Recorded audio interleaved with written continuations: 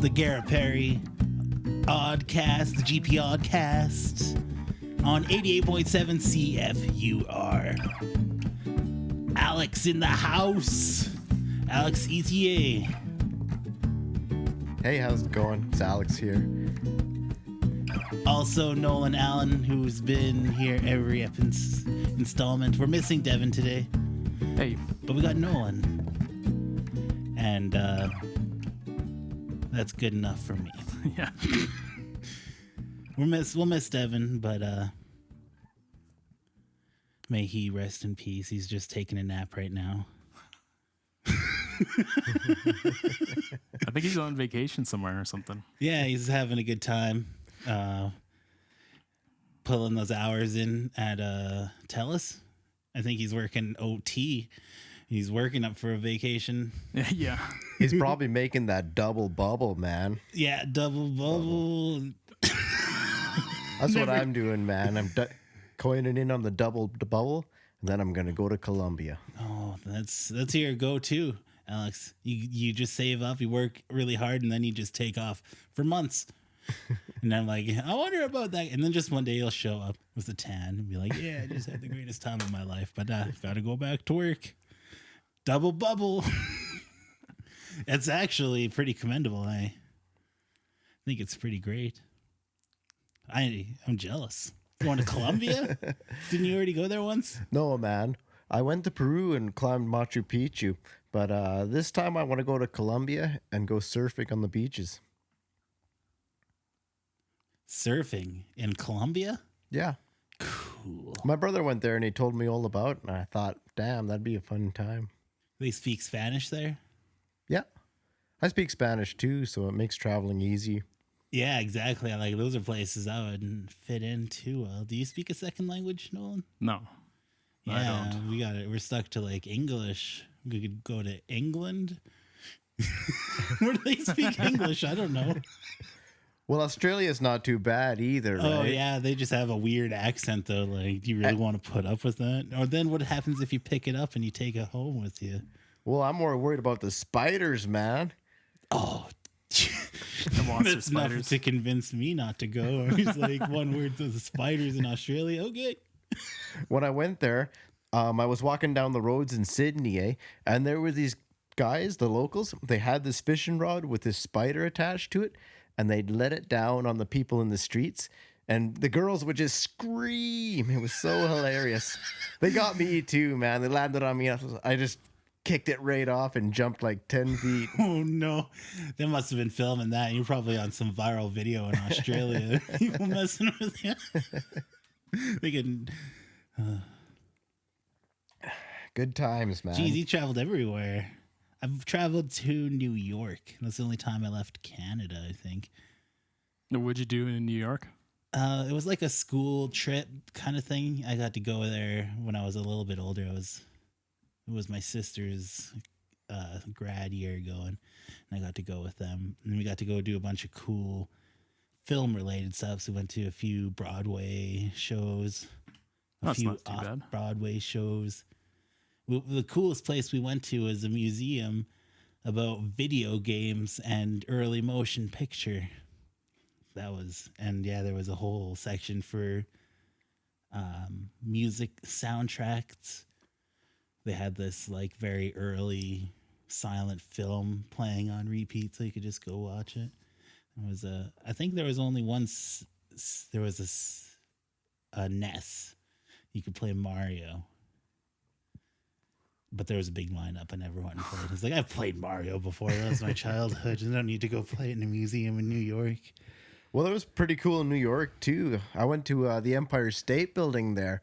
Holy crap, that was a tall building. Yeah, the line to go up was ridiculous. I know, and man. it's like, once you get in the building, it's just like a line up. You get up an elevator, and then it's another line up for the whole floor.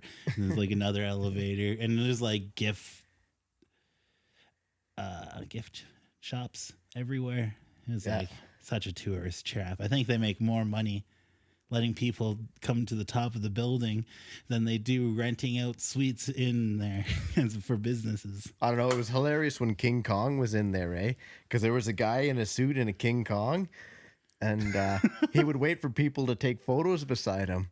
And then when they were about to take the photo, he would grab them. People would just jump, right? Because it was a big guy in a King Kong suit. I never saw that. Yeah, but there was a lot of people. We'd go around Times Square and just people in costumes. Often not the best. The Elmos were scary. And I guess it was protocol to take a picture with them and give them $1 as a tourist. Yeah. Man, that's a busy place, Times Square. The whole city was busy. I never saw it in a peaceful place there. Well, the big park there in Central Park is not so busy as the rest. I guess, yeah, that is where time kind of slows down, where you could chill out. We had a bunch of free time outside Central Park somewhere. And I didn't even want to go in. I went and found a portrait artist and got somebody to do a charcoal portrait of me. Oh, cool. Yeah, that's hanging up in my other room. It was in my closet for years. I don't know why I didn't hang it up sooner. It's hilarious. And then we just went and chilled. I just found a couple friends and we just sat on a rock and watched more than anything. You didn't go see the Trump Tower? Yeah, we did go inside. I went inside Trump Tower. Yeah. Oh no, it's your 20-year endorsement coming up. Yeah. Little bit of advertisement right true. there. I was only interested in the scene where I think we went to see the spot where in Home Alone 2, Yeah. where the Trump met Macaulay Culkin in the movie. Yeah. And the story was that they wanted to do that scene where he slides across the floor, but there was carpet, so they put in the hardwood floor. But he liked it after that, so now it's always hardwood. Nice. Yep. So would you go back one day? I would totally go back one day. It would be a totally different experience. I wouldn't even go see the same things. Just go do something else, I think. I'd like to go see the Statue of Liberty there. I missed that. Me too. It was a hurricane. It was shut down. It was half torn up or something. We weren't allowed. We went on the charter boat that would have taken us there, and we got to go buy it. So yeah, it was lame actually. Jeez, because we were supposed to go there, but hurricanes. I'd probably just go music shopping. That's what I did. Yeah. We only went to the Village. I guess the Village. I don't know what it is, but it's a bunch of mom and pop shops in the middle of New York somewhere, in the offset of New York, Manhattan somewhere. And we only went there one day, and that was the day I was excited for because the tour guide took me specifically to all the music shops, and that's where I got a bunch of my vinyls. Actually, yeah, they inspected my suitcase on the way back into Canada, and I think it was because of the vinyls not x-raying too fine. I was like, what? This could be a bomb. Oh, it's just records. How could you even think that was a bomb, though? I don't know. I don't think there was anything else suspicious. It's just my underwear and stuff. Maybe. Your taste in music is very suspicious. It's going to stop you at the border. It was hilarious. I found a bunch of Canadian music. Oh, Nolan's about to open up a Coca-Cola Stevia. He's trying it out. He's going to take a taste right now, and he's going to give us a straight-up review. He likes, he has to drink Diet Coke instead of regular Coca-Cola. What does it taste like? I think Coke Zero tastes better. Coke Zero tastes better than Coke Stevia? This tastes really good, though. If you don't like cinnamon, I guess that's what covers up the taste in Coke Zero. Oh, Coke Zero has a cinnamony taste? Yeah, so it covers up that aspartame taste. Yeah, the aftertaste. Yeah. Oh, yeah. There's not very much aftertaste with the stevia in I drank about half a case.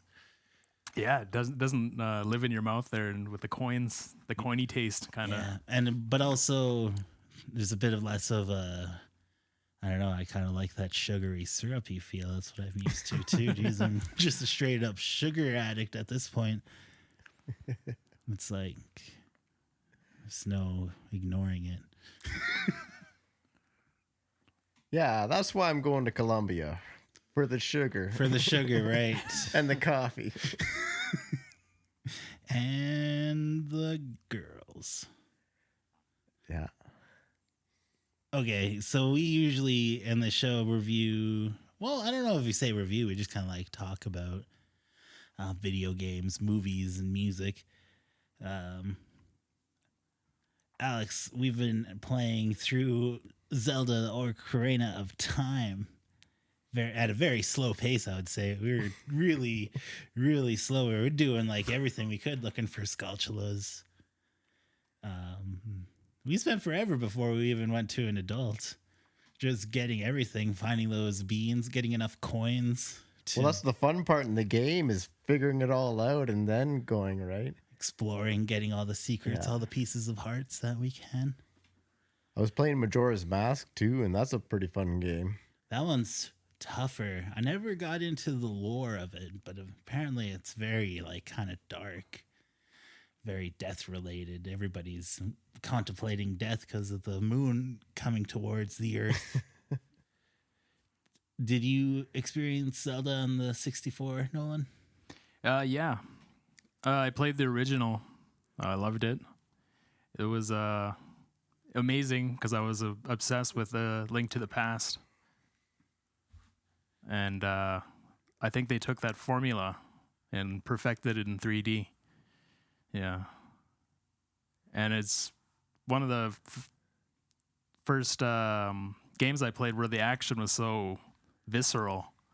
Like you can dodge like on a dime. Yeah, the controls, Yeah. there was no lag on the 64. And it was fast. It could be fast.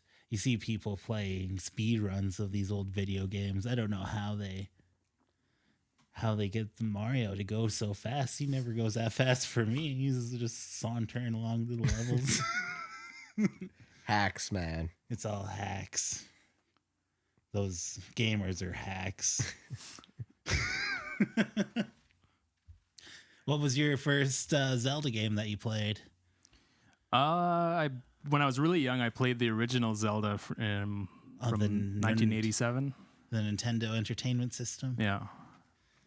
But That one was fun. I've played that one through before I had access to the internet, so it took a lot of time. yeah, my uncle owned Link to the Past. Like he eventually owned Link to the Past, but he owned Zelda 1 and 2 on the NES. So did you play Zelda 2 that much? I only got to try it a bit. It's tough, I hear. I own it. I've never played it.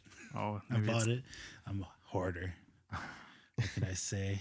What about you, Alex? What was your first Zelda experiences? Well, that would have been it for 64 Ocarina of Time. That was your introduction, eh? Yeah. Did you play it much after that, or was that it? Just kind of like a... No, I didn't really play it too much. The game that I really liked was Conker's Bad Fur Day. We used to play that all the time, man. Me and my brother. Oh, multiplayer. Yeah. We'd go as this weasels and we'd have to steal the money from the heist. It was a really fun game, actually. Oh, that's the thing about the 64 is there's 4 controller ports. You could play multiplayer games. Yeah. Conker's Bad Fur Day. I was all about the multiplayer. Did you play GoldenEye, the shooters? Oh, who hasn't, man? Those are classics. Those are must plays with friends. I have to say. And also Mario Kart. Yeah, well, I really enjoyed Mario Kart 64. I think that one is way better than the Super Nintendo. It's just like doesn't get much better than the 64 though. I guess it gets better, but The controls are so good. That's what sells it. and the races are fun. I enjoyed Rainbow Road for the first time on the 64. I never enjoyed it on the SNES. I kept falling off the edge. It's tough. Jeez. I got pretty good at it. I was really good at drifting the corners and not falling off. Nice. And then taking that shortcut when you just turn a little bit early and then you jump over like an eighth of the map. Oh, nice. Yeah. You're speed running. Jeez.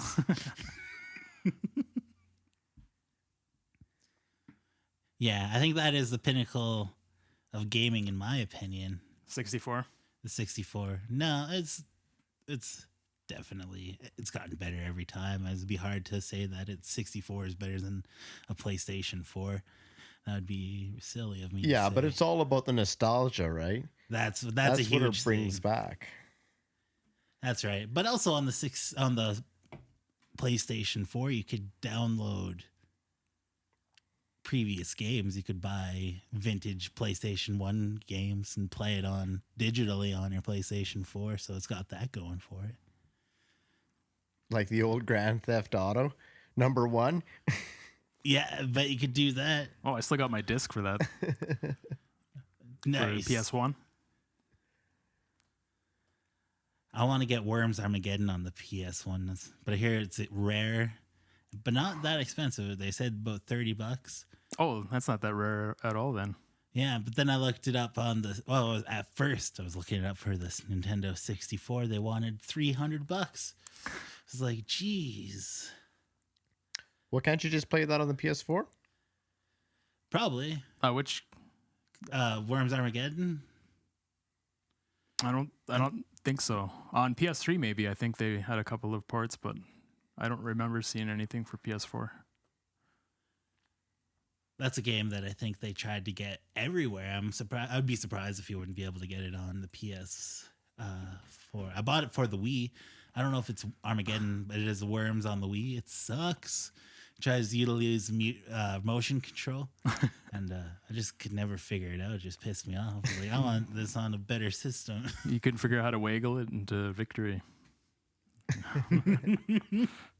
Waggle.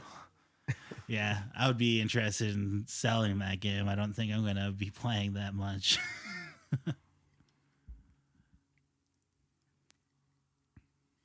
So, Alex, you play the fiddle. Yeah, man. What made you decide, man, I would really want to play a fiddle? Well, it was a bunch of things, right? But it was mostly an accumulation of spending a lot of time in camps, working in hotel rooms. And I just got tired of staring at my cell phone screen and going out and partying, right? I thought it'd be something better use of my time to learn an instrument. That's really commendable, man. That's excellent.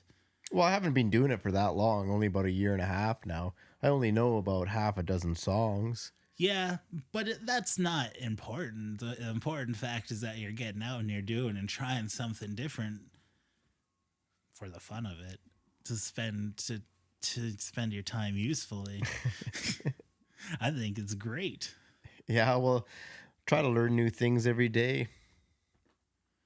Nolan, you also you've been picking up the guitar Yeah. and playing a few different instruments. You got a I picked up a guitar, I think, a year and 3 months ago. ooh. Yeah. Yeah, and you got an acoustic bass even more recently. Yeah, just probably February. Yeah. And you've created the intro music for our show too. So Yeah, you can using hear it in action right here on the Garrett Perry Oddcast. I've been calling it the GPOddCast. 88.7 CFUR. What made you decide to pick up the violin compared to other instruments? Just more that does seem interesting. portability? No, I like the sound of it. I really like the way Irish fiddles would always play.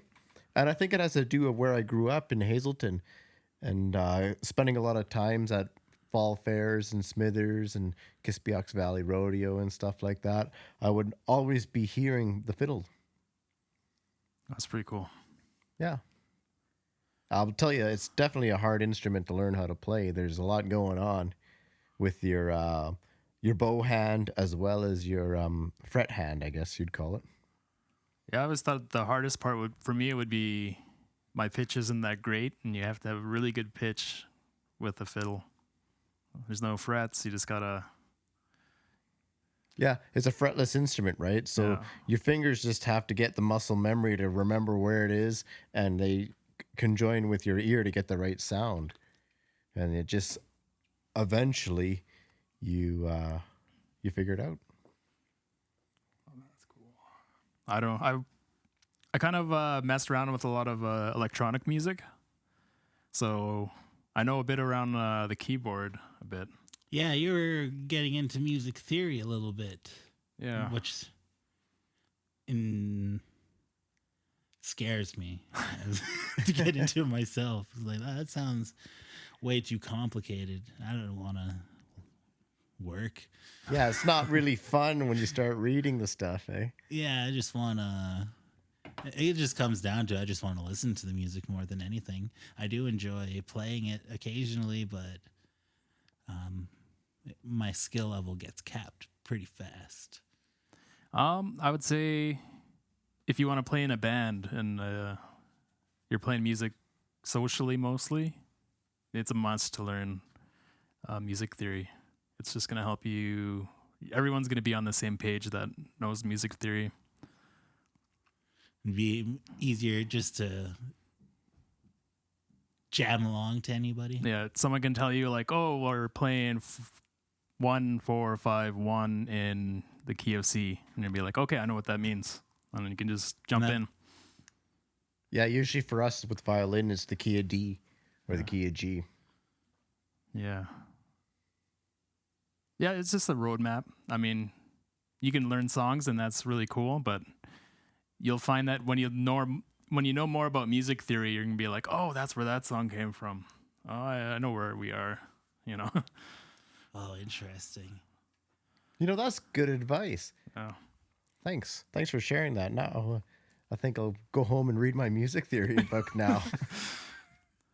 Yeah, because it'll just be like, oh, like I'm just learning the scale, and then suddenly you're like, oh, there's that song. I know that song. Just stumble into it. But yeah, it just gives you a better understanding of it. When you're playing with friends, it's just a roadmap you can all follow. What are some of the fiddle tunes that you know?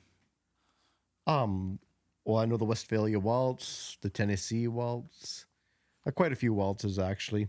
I'm learning the Black Velvet Waltz at the moment. But my all-time favorite for right now that I can play is the Swallowtail Jig. And I think it's a classic Irish music.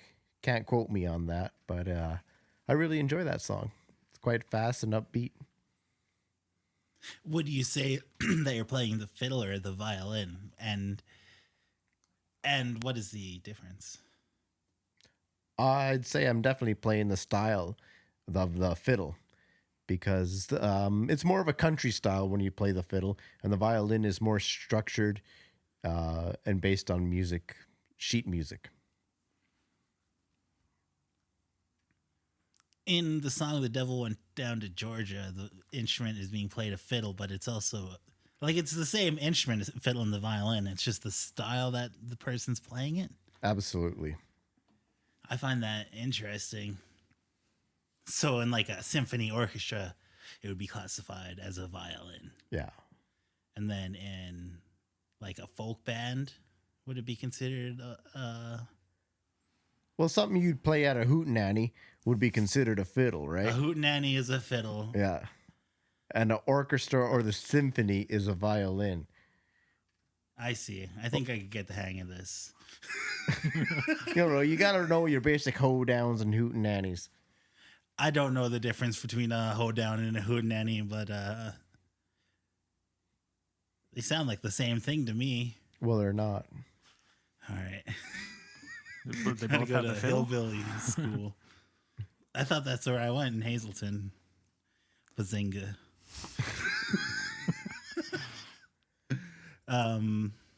All right, we only have a few minutes left. What should we fill the time with? I don't know. Would you want to play some fiddle? Nah, I think it would take too long to set up. Oh, okay. Oh, that'd be cool. We might record another episode after this. Maybe we should just have you right ready to go and do it at the beginning of the installment. So tune in next week. Maybe we'll do it. Maybe not.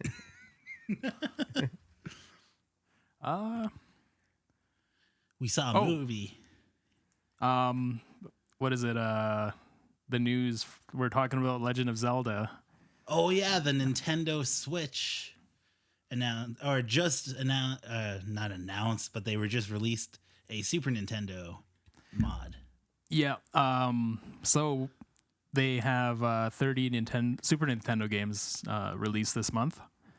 If you're subscribed to their online service, you get it for free. Oh, no way. Yeah. That's fantastic. So have you been playing any of them? Not yet. I haven't subscribed yet. Haven't subscribed. Is it in your plans to? I think at this point, yeah. I want to pick it up to play Tetris 99. Oh, and you said Link to the Past is on there, and Yeah. obviously you probably want to play that again. Yeah. Super Mario World 1 and 2 are on there. Yoshi's Island. Oh, Yoshi's Island. I've never played Yoshi's Island. I saw one of my favorite speedrunners doing a speedrun of it really quick, but I didn't stay tuned for too long. I love that game. It's worth picking up. How is it in comparison to the Super Mario World? It's completely different gameplay mechanics. Yeah, because you got Baby Mario on your back, and you're returning Baby Mario as different Yoshis. Yeah. And then there's a bunch of eggs falling you on the screen. That's all I know about that game. Yeah, you eat the enemies and then you turn them into eggs, and then you throw the eggs at people and stuff. Yeah, your enemies.